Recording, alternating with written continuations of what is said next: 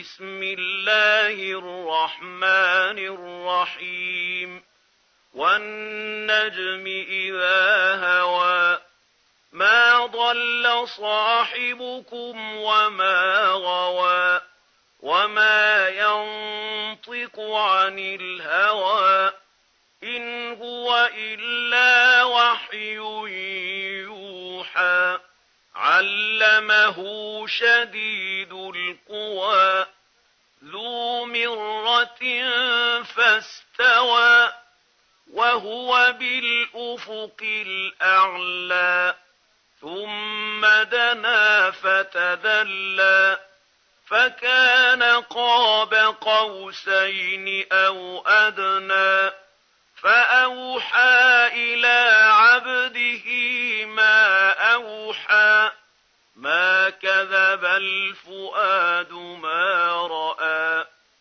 أفتمارونه على ما يرى ولقد رآه نزلة أخرى عند سدرة المنتهى عندها جنة المأوى إذ يغشى السدرة ما يغشى ما زاغ البصر وما طغى لقد رأى من آيات ربه الكبرى أفرأيتم اللات والعزى ومناة الثالثة الأخرى ألكم الذكر وله الأنثى تلك إذا قسمة ضيزى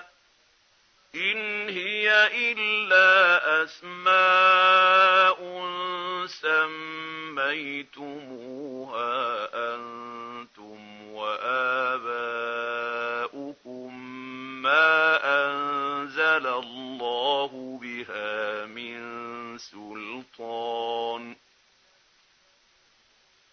إن يتبعون إلا الظن وما تهوى الأنفس ولقد جاءهم من ربهم الهدى أم للإنسان ما تمنى فلله الآخرة والأولى وكم من ملك في السماوات لا تغني شفاعتهم شيئا إلا من بعد أن يأذن الله لمن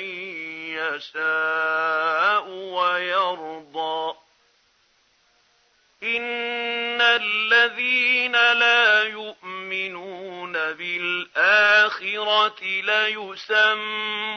الملائكة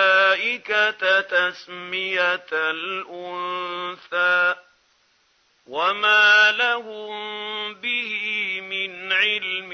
إن يتبعون إلا الظن وإن الظن لا يغني من الحق شيئا فأعرض عمن تولى عن ذكرنا ولم يرد إلا الحياة الدنيا ذلك مبلغهم من العلم إن ربك هو أعلم بمن ضل عن سبيله وهو أعلم بمن اهتدى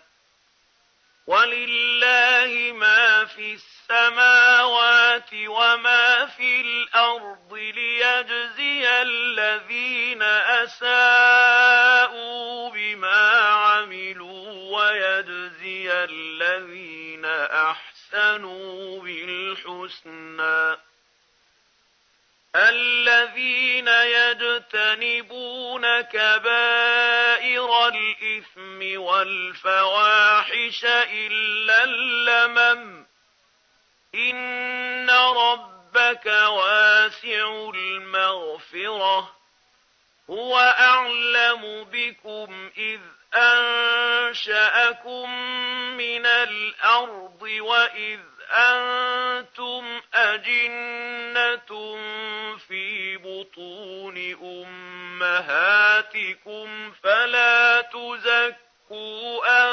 أنفسكم هو أعلم بمن اتقى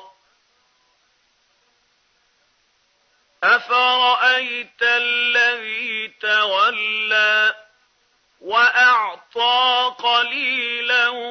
وأكدى أعنده علم الغيب فهو يرى أم لم ينبأ بما في صحف موسى وإبراهيم الذي وفى ألا تزر وازرة وزر أخرى وأن ليس للإنسان إلا ما سعى وأن سعيه سوف يرى ثم يجزاه الجزاء الأوفى وأن إلى ربك المنتهى وأنه هو أضحك وأبكى وأنه هو أمات وأحيا وأنه خلق الزوجين الذكر والأنثى من نطفة إذا تمنى وأن عليه النشأة الأخرى وأنه هو أغنى وأقنى وأنه هو رب الشعرى وأنه أهلك عادا الأولى وثمود فما أبقى وقوم نوح من قبل إنهم كانوا هم أظلم وأطغى والمؤتفكة أهوى فغشاها ما غشا فبأي آلاء ربك تتمارى هذا نذير من النذر الأولى أزفت الآزفة ليس لها من دون الله كاشفة أفمن هذا الحديث تعجبون وتضحكون ولا تبكون وأنتم سامدون فاسجدوا لله واعبدوا